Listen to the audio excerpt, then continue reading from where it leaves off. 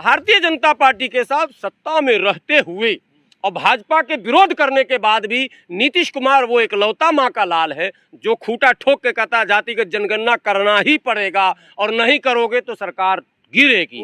तो नीतीश चाचा जो हैं, जिनको आप पलटू चाचा कहते हैं, आज वो पलटू नहीं है, आज पलटने की क्षमता लेकर वो आ गए हैं। और यदि इस हफ्ते में भारतीय जनता पार्टी की तरफ से जातिगत जनगणना का ऐलान नहीं होता है और समर्थन नहीं होता है तो सरकार गिरेगी। और भारतीय जनता पार्टी यदि जातिगत जनगणना पर सहमत होती है तो सरकार बचेगी। इतना सा ही खेल है। जा रहा है तेजस्वी अब मुख्यमंत्री बनेंगे। तेजस्वी तो अभी मुख्यमंत्री फिलहाल नहीं बनेंगे, उप मुख्यमंत्री। ये देखिए, संभावनाओं का खेल है राजनीति में, कब कौन सा पासा पलट जाए।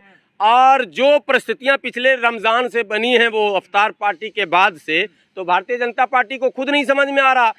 अमित शाह बिहार में नीतीश कुमार के सामने कहीं खड़े भी ना हो पाएंगे।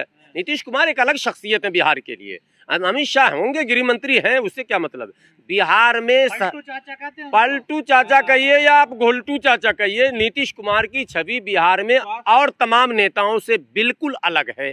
और एक बात आपको बता दूं, सर्व स्वीकार नेता है नीतीश कुमार। नीतीश कुमार अगर भाजपा के साथ नहीं होते तो मुसलमानों का वो तबका जो नीतीश कुमार जी का विरोध करता है वो भी नीतीश कुमार के साथ खड़ा होता है। ये आपको बता देता हूँ। सिर्फ बिहार की राजनीति में उठापटक की खबरें आ रही हैं, कहा जा रहा है किसी भी टाइम कुछ भी हो सकता है। क्या कहना है सर आपका?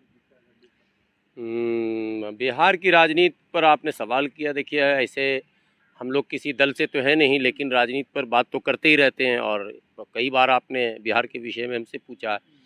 बिहार में जो कुछ भी हो रहा है वो दरअसल भारतीय जनता पार्टी ने जो कुछ नीतीश कुमार से वायदा किया था। भारतीय जनता पार्टी और नीतीश कुमार जब मिलाकर सरकार बना रहे थे तो आपको वो दृश्य याद होना चाहिए। चुनाव के बाद, चुनाव से पहले ये हुआ था कि नीतीश जी के नेतृत्व में चुनाव लड़ेंगे। ये कोई और नहीं बोला था, बल्कि प्रधानमंत्री जी और गृह मंत्री जी ने खुले मंचों से कहा था कि हम नीतीश जी के चेहरे पर चुनाव लड़ रहे हैं। चलिए जी, परिणाम आया तो 75 पे पहुंच गई भारतीय जनता पार्टी और 44 पे रह गए नीतीश कुमार जी। अब भारतीय जनता पार्टी के नेताओं ने जो है कॉलर घुमाना शुरू किया कि हम बनेंगे मुख्यमंत्री। नीतीश कुमार जी खामोश बैठ गए और कमरे में जाकर सो गए। 3 दिनों तक सोए रहे। जब भारतीय जनता पार्टी देख ली कि कहीं कुछ होने वाला नहीं तो आपको पता है भारतीय जनता पार्टी की तोड़ फोड़ की राजनीति बड़ी प्रसिद्ध है। वो कोशिश करती है कि 2 धड़े में पार्टी बढ़ जाए। 44-46 सीट था, अगर 2 धड़े में बढ़ता तो सरकार इनकी बन जाती। लेकिन जनता दल यूनाइटेड और नीतीश कुमार का नेतृत्व इतना परिपक्व, मैच्योर्ड और इतना ईमानदार है कि उनके लोग जल्दी टूटते नहीं। अब तक अरे वाह, नीतीश कुमार की ईमानदारी पर कोई शक, विपक्षी मानता है इस बात को। भाई दल बदलना क्या, पर देखिए सारे कांड से ईमानदारी को मत जोड़िए, कांड से ईमानदारी को मत जोड़िए। वो जो मुजफ्फरपुर बालिका कांड है उसमें ईमानदारी और बेईमानी शब्द नहीं आता है। नीतीश कुमार पर भ्रष्टाचार के, घोटाले के कोई बड़े आरोप कभी नहीं लगे हैं। नहीं, अब वो कांड का वो कैरेक्टर की बात आप कर सकते हैं, मैं ईमानदारी की बात कर रहा हूँ। भारतीय जनता पार्टी क्या करती है, मायावती को काबू में करने के लिए उसका काला चिट्ठा निकाला, मायावती धड़ से जमीन पे गिर गई। अखिलेश यादव को चाबी कर दिया क्योंकि वो पूरा इतना संपत्ति है, लालू यादव के पास इतनी संपत्ति है, सबको काबू में कर लिया। लेकिन नीतीश कुमार को काबू में भारतीय जनता पार्टी नहीं कर सकती है, इसलिए कि नीतीश कुमार ने धन अर्जन का कोई काम नहीं किया। इसमें कोई अपने आप पे काबू नहीं ला पाते।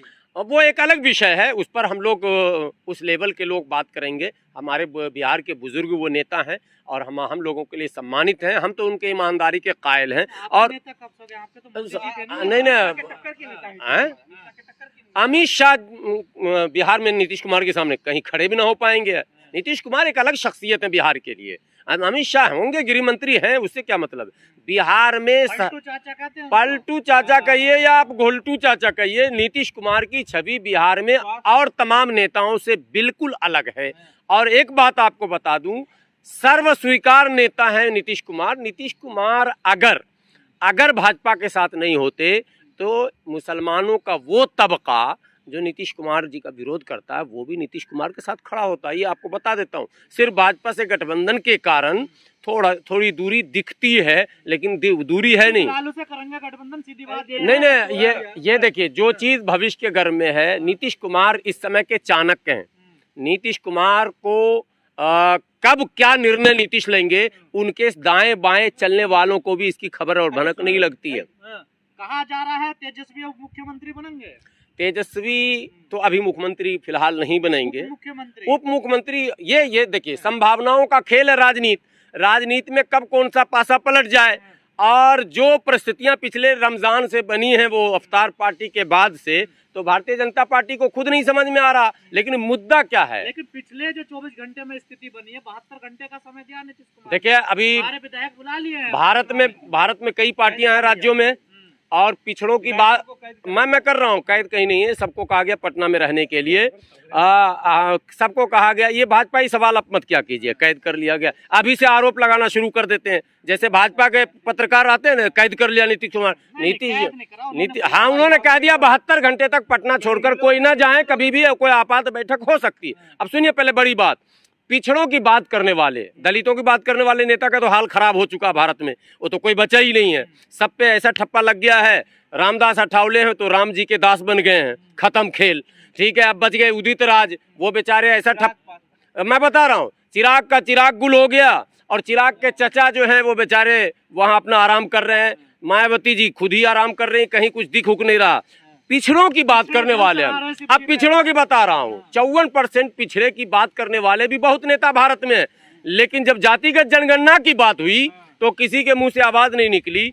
भारतीय जनता पार्टी के साथ सत्ता में रहते हुए और भाजपा के विरोध करने के बाद भी नीतीश कुमार वो इकलौता माँ का लाल है जो खूंटा ठोक के कहता जातिगत जनगणना करना ही पड़ेगा, और नहीं करोगे तो सरकार गिरेगी। अब मैं आपको बता दूं, कोई अनुमान लगाने की जरूरत नहीं है। सब मैं कह रहा हूँ, कोई अनुमान लगाने की जरूरत नहीं। अरे तो चाचा के साथ भतीजा नहीं बोलेंगे, कोई बात हुई?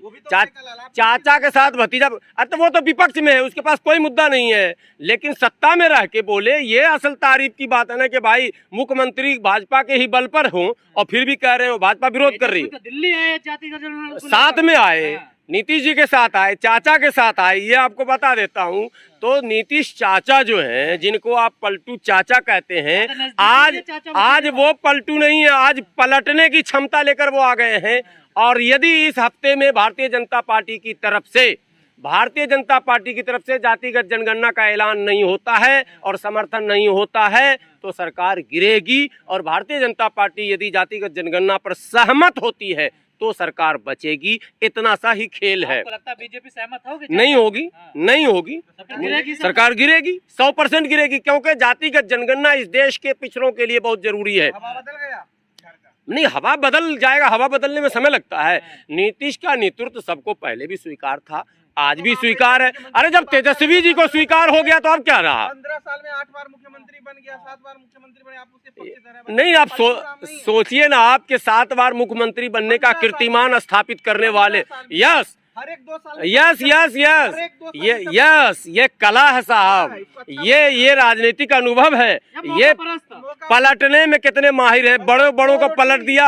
अब तो मोदी जी वहाँ पलटी खाने वाले हैं। कुछ दिनों में सरकार जो गिरेगी तो सुशील मोदी बेचारे सर पकड़कर बैठेंगे और नरेंद्र मोदी जी से कहेंगे कि आप जातिगत जनगणना नहीं करा देते, कम से कम सत्ता में तो रहते। आप एक नया नेता वहाँ उभर रहा, आपको याद होगा, भारतीय जनता पार्टी में, और वो गृह राज्य मंत्री भी है। ठीक है, और आपको क्यों लगता है बीजेपी जातिगत जनगणना करवाए? पूरा परिदृश्य नहीं बदल जाएगा पूरे देश? इसीलिए तो भाजपा नहीं चाहेगी। भाजपा कभी नहीं चाहेगी कि जातिगत जनगणना हो, क्योंकि राजनीति समीकरण ही चेंज हो जाएगा। लेकिन मैं तो अखिलेश यादव जी से कहता हूँ कि आप भी जल्दी से आवाज उठाइए। मैं तो ममता बनर्जी से कहता हूँ, हालांकि ममता बनर्जी ब्राह्मण है, वो भी खामोश हो जाएंगी शायद, लेकिन शिबू सोरेन है, उनके लड़के हेमंत सोरेन हैं, जितने भी पिछड़े के नेता हैं भारत में, स्टालिन है, सबसे मैं कहता हूं कि इस आवाज को बल दीजिए, क्योंकि 75 वर्षों से पिछड़ों के साथ बेईमानी हो रही है। पिछड़ों के अखिलेश यादव को मैंने कहा, पहली बार अखिलेश जी का ही नाम लिया मैंने। नरेंद्र मोदी जो है वो तो दूसरे पिछड़े हैं, वो भाषण में पिछड़े होते हैं। भाइयों बहनों, मैं पिछड़ा हूं कि नहीं, वो भाषण वाले हैं, ऐसे वो सबसे अगड़े हैं। और Subscribe now and press the bell icon. Never miss an update.